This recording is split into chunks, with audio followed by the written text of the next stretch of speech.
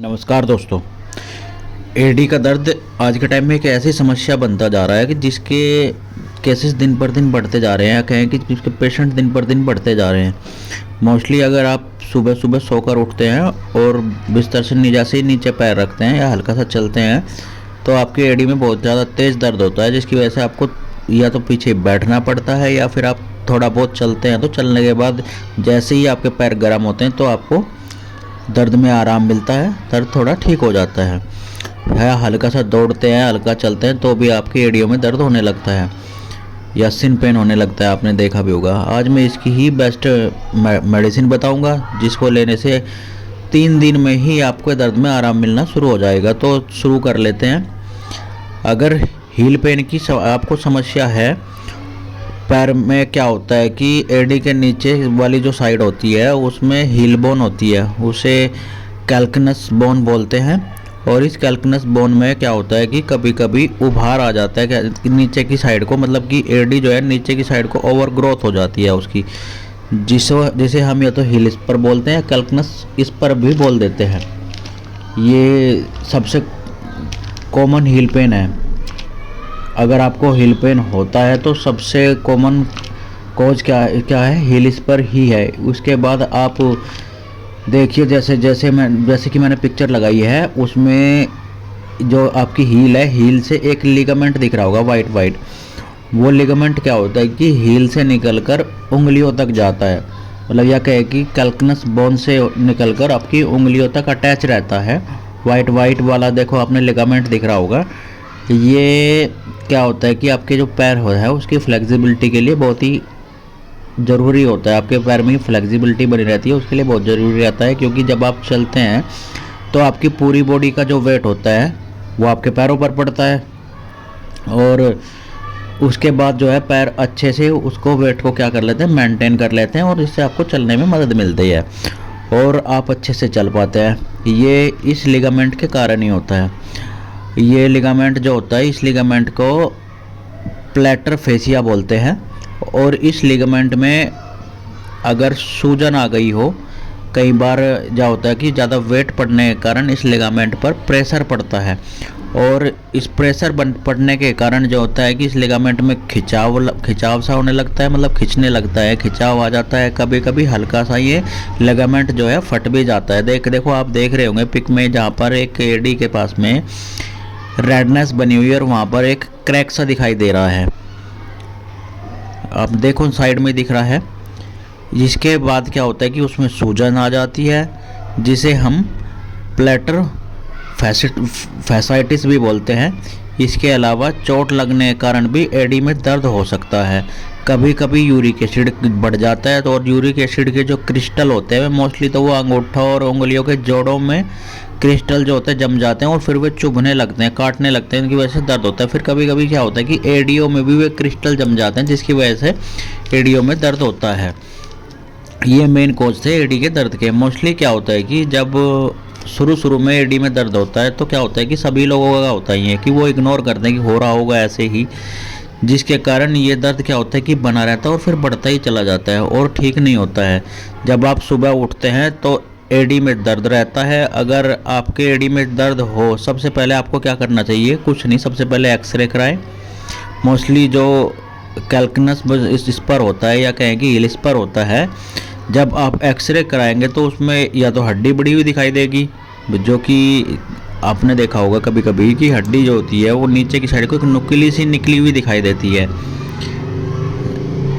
जिसे हम इस हील स्पर ही बोल देते हैं। और अगर हड्डी बढ़ी हुई नहीं दिखती है तो फिर अगर ये एक्सरे में हड्डी बढ़ी हुई आ गई तो फिर तो उसके लिए उसकी मेडिसिन लेने की ज़रूरत है। अगर हड्डी बढ़ी हुई नहीं आती है तो ये 100% आपके क्या होती है कि लिगामेंट में इन्फ्लामेशन है।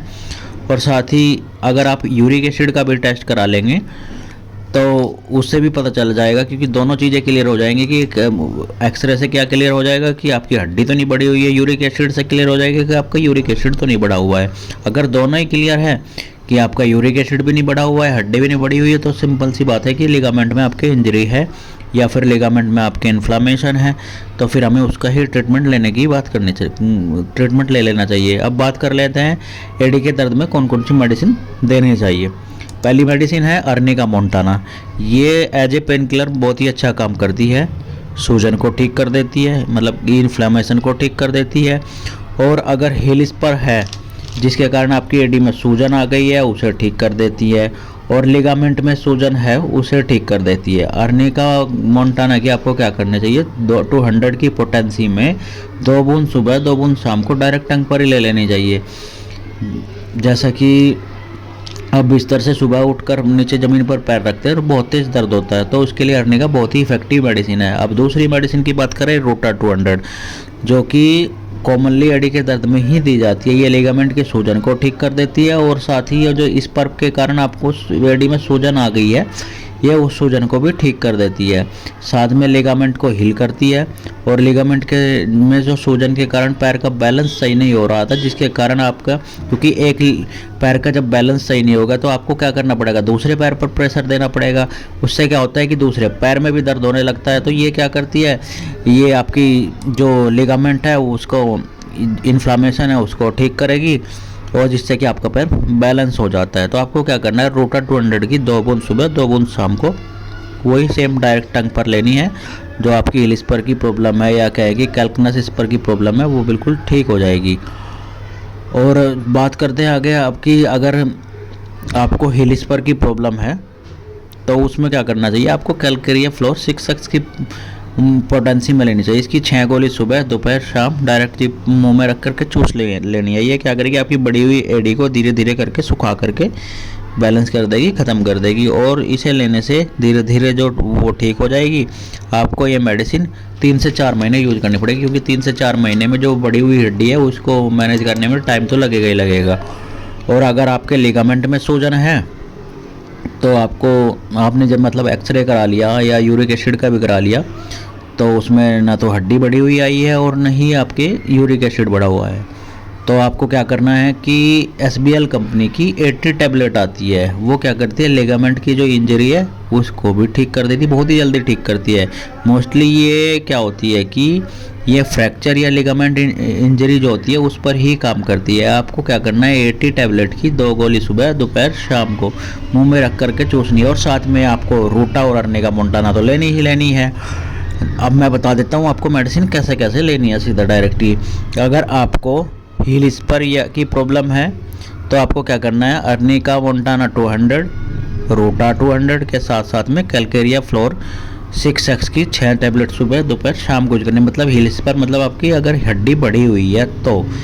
और अगर आपकी हड्डी नहीं बढ़ी हुई है, मतलब लिगामेंट में फ्रैक्चर है, लिगामेंट में इन्फ्लेमेशन है, ओनली लिगामेंट की प्रॉब्लम है, तो उसमें आपको अर्निका मोंटाना 200, रोटा 200 और साथ में 80 टैब इसकी 2 टैबलेट सुबह दोपहर शाम लेनी है। और अगर आपको लग रहा है कि आपका यूरिक एसिड भी बढ़ा है तो साथ में आप एसिड बेंजोइकम 200 की 2 बूंद सुबह 2 बूंद शाम को ले सकते हैं। ये क्या, क्योंकि क्या होता है कि जैसे मैंने बताया, यूरिक एसिड के क्या होता है कि जो क्रिस्टल होते हैं वो आपके जॉइंट्स में चिपक जाते हैं, इकट्ठा होते जाते हैं और वे क्रिस्टल जो होते हैं फिर चुभते रहते हैं कांटे की तरह, और वहाँ से फिर आपको दर्द होता रहता है, बहुत ज़्यादा प्रॉब्लम होती है। तो अगर आपको यूरिक एसिड भी है तो आप एसिड बेंजोइकम का यूज़ कर सकते हैं अर्निका मोंटाना रोटा के साथ में। बाकी जैसे जैसे आपको जो भी प्रॉब्लम है आप अपनी कंडीशन देख करके उस हिसाब से कॉम्बिनेशन ले सकते हैं। और आपको कम से कम ये मेडिसिन 2 से 3 महीने यूज करनी है। 3 महीने में ये जो आपकी समस्या थी एडी के दर्द की बिल्कुल ठीक हो जाएगी। वो बिल्कुल आपकी जो हिल स्पर की प्रॉब्लम थी वो भी ठीक हो जाएगी, या फिर लिगामेंट इंजरी की प्रॉब्लम थी, इंजरी भी ठीक हो जाएगी, या फिर यूरिक एसिड था वो भी आपका ठीक हो जाएगा और पूरी तरीके से ठीक हो जाएगा। अगर आपको मेरी इन्फॉर्मेशन अच्छी लगी तो मेरे चैनल को लाइक कर दे, शेयर कर दे, सब्सक्राइब कर दे और साथ ही बेल आइकन ओपन करना ना भूले, क्योंकि बेल आइकन ओपन करोगे तो मेरी वीडियो का नोटिफिकेशन आप तक जल्द से जल्द पहुंचेगा, जिससे कि आपकी कोई भी प्रॉब्लम है, कोई भी बीमारी है, आपको उससे जल्द छुटकारा मिलेगा आपको। Thank you.